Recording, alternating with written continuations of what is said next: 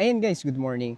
So, eto na nga, finally, ay mai-introduce ko na sa inyo ang aking pinagkakabalan for these past few months and siguro kung bakit na rin ako hindi na makakapag-upload or nakapag-upload for these past 2 months, I think, simula nung December actually is medyo busy tayo grinding para nga dito sa ating pinakabagong motor na walang iba kundi ang Kawasaki Eliminator 450 SE. Now in this video is showcase natin yung ano ba yung mga initial impressions ko bilang isang bagong big bike rider and ano ba yung mga dahilan as well as ano ba yung mga dahilan kung bakit sa 400 to 500cc category ng mga motor ay ito yung napili ko sa kanila. Stay tuned.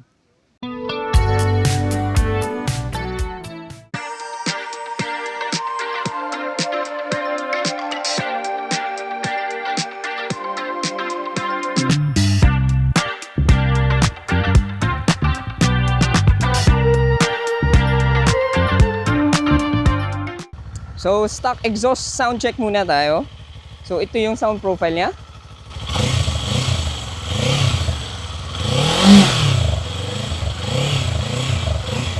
And aaminin ko guys, ito yung isa sa mga bagay na medyo hindi ko nagustuhan sa kanya. Pero at the very least, pwede ko naman siya improve in the future. So, ang balak natin is papalitan natin siya ng muffler. Ayan. So, ang Kawasaki Eliminator 450 SE ay isang 451cc na motor. And kaya nitong pumalo ng around 42 Newton meters of torque at around 7,500 RPMs. So, si Eliminator ay merong parallel twin engine na merong 2-cylinder, double overhead camshaft, and liquid cooled. Now, ang wheelbase nito or ang haba niya dahil sa isa siyang cruiser top is around 2.25 meters. So, may kahabaan siya. And meron na rin itong ABS sa harap and likod. And syempre mas malaki yung ating disc sa harapan. So I think meron itong 300mm disc and around 200 something millimeter sa likod. Ayan. Now dahil sa isang cruiser, syempre mababa ito. And alam niyo naman guys na hindi ako ganoon pinalad sa height. And isa sa mga dahilan din kung bakit ito napagdesisyonan kong kunin ay gusto kong munang maging comfortable dun sa bigat niya. So, mas concerned ako sa bigat ng motor kaysa dun sa taas ng motor.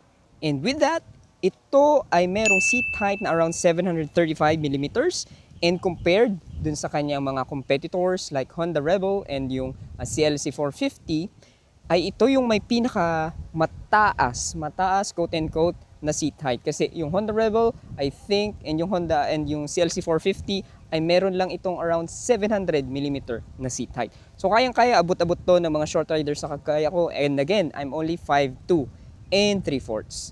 Ayan guys. Now, ang Kawasaki Eliminator 450 ay merong dalawang versions. And both first launched nung around 2024. So, ang unit na meron tayo ngayon is yung SE version, pero meron ka rin namang standard version. So, yung SE version natin is around 380 something thousand mo ma-avail sa kasa, pero may dagdag pa siguro with LTO, so around 385 or something.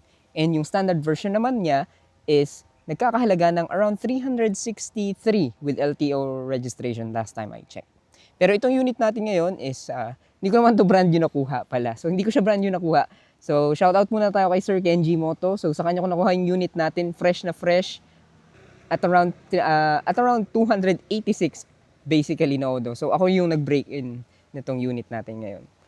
Now, ano nga ba yung pinagkaiba ng SE and versus yung standard? So, for me mostly, almost cosmetic lang naman yung pinagkaiba nila. Maliban sa isang bagay na I think sobrang useful for me, which is itong USB-C port. Which, nung nagbiyahe ako ng medyo malayo-layo, so very useful to. Kung may phone ka, kung may kailangan ka i-charge. So ito yung isa sa mga features na I think worth it kung mag-SE version ka. Aside from that, purely cosmetic. So let's start with yung cowling niya. So yung cowling nito is available for the SE version. So sa standard version, basically naked headlight to, which is for me, mas prefer ko pa nga yun eh. So iniisip ko pa kung tatanggalin ko to, pero dahil nagpakabit nga tayo ng RFID, medyo nagdadalawang isip na rin ako. Another thing is, meron ng front fork boots or meron ng cover itong ating shocks. And aside from that is black, all black na rin yung ating front shocks. Kasi sa standard, this is basically parang bare metal siya, yung or chrome yung kulay niya. Ayan. So, yun yung basics or yun yung ating Eliminator 450 SE. Now, pag-usapan naman natin yung mga nagustuhan ko and yung mga bagay na hindi ko masyadong nagustuhan sa kanya. Tara, ride tayo. Ayan guys, so pag-usapan naman natin yung mga nagustuhan ko and yung mga bagay na hindi ko ganoon nagustuhan sa kanya. So number 1 is yung comfort, no? Driver seat comfort, 9 out of 10. Very, very comfortable siyang i-ride. So dahil nga nung minsan is nakabiyahe na tayo sa Laguna, around Santa Cruz area, around doon sa Los Baños area, mula dito sa Quezon, hindi naman ganun kalayo, pero at least hindi ko na feel yung ngalay niya. Within 2 to 3 hours ng biyahe, hindi ko feel na nangangalay ako habang nagmamaneho. No, very comfortable, very relaxed yung position ko. And speaking of relaxed position, ito ay dahilan or isa sa mga deciding factor ko rin kung bakit ito yung napili ko between the Honda Rebel and CLC 450 is yung foot position. So dahil nga yung foot position niya compared dun sa ibang cruiser types ay nasa middle instead of forward controls, no? Kasi yung mga cruiser typically has forward controls, yung mga Harley Davidson, yung QJ SRV 600, Honda Rebel, CRC 450. Yang mga yan is nasa front forward yung controls niya. And dahil naka front forward ka, iba yung magiging position mo. So ito, naka-upright position ako, yung legs ko, naka-neutral siya, parang nakaupo lang, literal na nakaupo lang talaga ako. And coming from a naked bike na ganun, or nasanay ako na ganun yung upo ko, I had little to no adjustment sa pagdadrive, no? So isa yon sa mga nakadagdag ng comfort ko sa pagdadrive. Very, very comfortable siya, hindi ka mangangalay. I would recommend it kung maglo-long ride ka. Very good siya. I would recommend this bike any time of the day. Now next is yung number 2, yung looks niya. Talaga namang mapapabaling ka. So nung bumabiyahe ako dito, medyo marami na rin nagtatanong na and na-appreciate yung bike ko. And syempre, bilang owner, very grateful ako and na-appreciate din nila yung motor ko. No, talagang looker siya kasi. So ako kasi big fan ako ng classic retro looks, especially yung mga round headlights, yan. Gustong gusto ko yan. Kaya dito ako napunta. So usually kasi mga cruiser and or yung mga naked bikes lang naman, yung mga classic looks, di ba?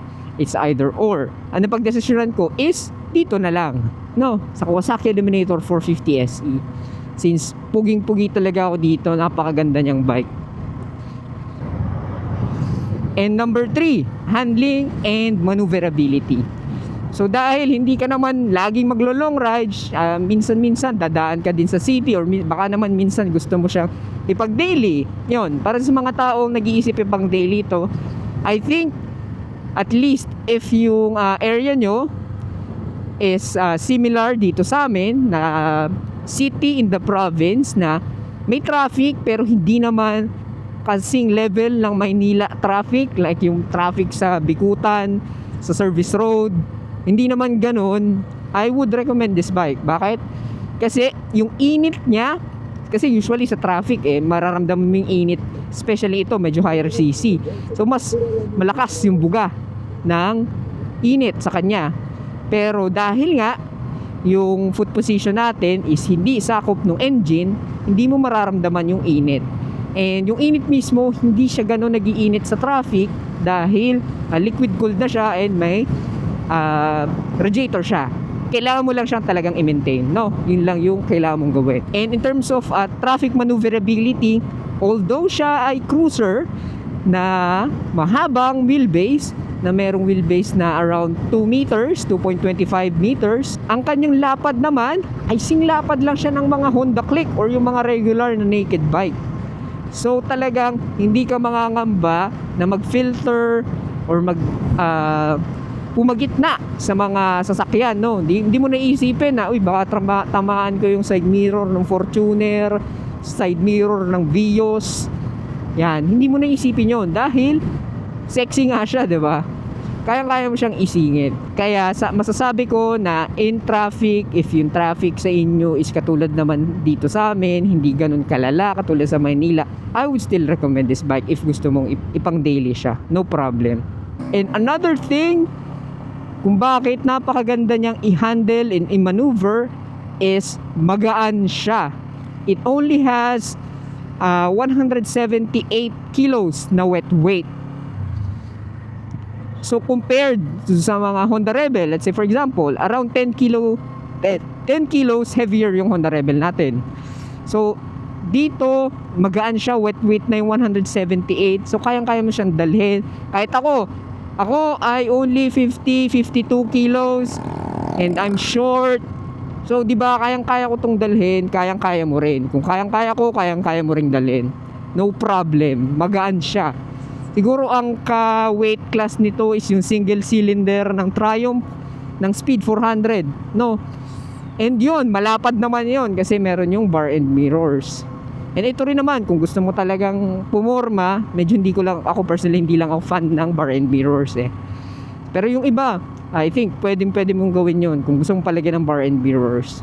So yun yung handling and maneuverability. And ang isa pa palang nagustuhan ko sa kanya is yung sleeper clutch. Grabe, sobrang lambot ng sleeper clutch. Isa sa mga, for me, nanggaling ako dun sa TMX, no, na walang sleeper clutch. Obviously naman, no, bare bones na naked bike. And yung sleeper clutch, yung isa sa mga napakalaking quality of life improvements na experience ko when it comes to riding. Sobrang lambot nung clutch kasi dun sa, kung i-compare dun sa TMX is nagti 3 fingers pa ako doon, medyo maganit na yung clutch ko doon. Pero kung i-compare mo dito, grabe, 2 fingers, 1 finger, nakapag-shift na ako ng gear, no problem. And kahit babad sa traffic, hindi ako nangangalay yung clutch ko, no. Sobrang laking quality of life improvement. Ang hirap bumalik dun sa TMX. Although syempre yun pa rin yung pan-daily ko, so no choice. Pero grabe, yung sleeper clutch, parang if ever magka-bike ako, isa yun sa mga requirement ko magkaroon ng sleeper clutch na next bike. and lastly siguro dun sa isa sa mga nagustuhan natin sa kanya is matipid din siya sa gas, or sakto lang naman, hindi naman siya super tipid, kumbaga acceptable for its power, no? So nung nagbiyahe nga kami ng Laguna, umabot ako doon ng mga 28 kilometers per liter. So, pwede na. So, hindi siya ganun katipid, hindi siya super tipid. Syempre dahil dual cylinder to, 2 cylinder siya. So, hindi naman siya single cylinder. Hindi siya kasing tipid ng mga single cylinder na bikes. Pero okay na rin, no? Yung fuel economy niya, at least for me. So, yun. So, yun yung ating mga like sa kanya. Now, punta naman tayo dun sa mga bagay na hindi ko ganun masyadong nagustuhan. And number 1 dito is yung comfort ng OBR sa long ride. So kapag may OBR ka kasi, kung makikita nyo, yung upuan natin, hindi siya same quality nung driver's seat. So, ibig sabihin nun, mas makangalay yung OBR mo compared sa'yo, dun sa driver, dun sa rider, no? Matigas siya, maliit siya, and if hindi sana yung OBR mong umangkas, baka mangamba siya kasi wala siyang kinakapitan. Usually, kasi sa mga scooter may mga grab bar, 'di ba? Pero ito, kung makita nyo, may strap lang tayong nakapalibot dun sa upuan. So hindi siya ganun ka gandang i-maneuver, no? Or pag-angkas sa OBR. Pero naman, kung mag-OBR ka, let's say for example, may magde-date lang kayo within the city, siguro mga around 30 minutes lang yung biyahe, pwede pa rin naman yun. If yung mga ganong case, yung use case mo, mararecommend ko pa rin siya.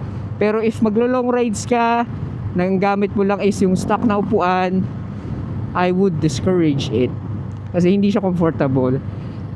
Bakit ko to nasabi? Kasi nung nagbiyahe kami, nung first time namin kinuha tong motor, ako yung OBR and yung tropa ko yung nagmaneho. Kasi wala pa ako experience sa big bike.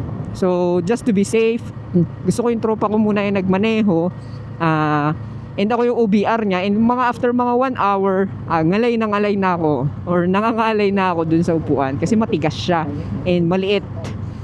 So medyo hindi ganun ka-comfortable yung position. And siguro itong next item is hindi naman siya kasalanan ng bike mismo. Kumbaga, for me, ito lang yung mga isang bagay na you should be aware if you're buying cruisers or this bike is yung kanyang turning radius, no? Kasi yung turning radius nito is malaki. So if katulad ko, nasa area ka na medyo may kasikipan, na hindi ka taga subdivision, medyo wala kang mga pwedeng maneobrahan, ayun, malaki yung turning radius niya. So kasi ako nanggaling ako sa naked bike and kaya ko mag U-turn sa mga ganito kaliit, mga 1 lane, single lane, or yung mas maliit pa dito na walang babaan ng paa. So dito hindi ko pa yun kaya na hindi ako kumakain ng 2 lane. Yung 2 lane or isa't kalahati yung kinakain ko sa kanya. So hopefully in the future, kapag nakapag-practice pa tayo, mapakita ko sa inyo, practice pa tayo ng konting drills, figure 8s and U-turns, na makapag U-turn tayo na walang babaan ng paa.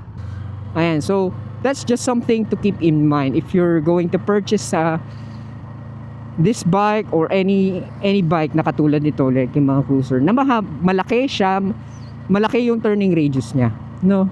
Just keep that in mind. So yun yung aking thoughts dun sa Eliminator 450 SE natin. So siguro one last thing is na gusto kong banggitin is Eliminator 450 is a unique cruiser dahil ito yung cruiser na hindi pure cruiser in a sense na para siyang 60% or 50% naked bike and 50% cruiser. Parang nagkaanak yung Harley Davidson and Z900, parang ganun, or Z500. Yun yung feeling ko sa kanya, in summary. So guys, hopefully abangan nyo pa yung ating mga bagong vlogs, nakasama yung ating Eliminator. Pero syempre, magiging daily pa rin naman natin yung TMX. So hindi pa rin naman siya magiging lonely sa bahay. Dahil syempre, sino bang tatalo sa mga pantra bikes, diba? Within terms of being a workhorse. So dito ko na lang tatapusin yung vlog guys. So sana nag-enjoy kayo, sana meron kayong napulot na information about sa Kawasaki Eliminator 450 if ever you're going to get one. Join kayo sa group, na I think may Facebook group. And yun, siguro try ko din mag-post doon ng videos natin na kasama Eliminator 450. Ayan. Yun lang, and laging tatandaan, laging strap ang iyong helmet. Bye guys!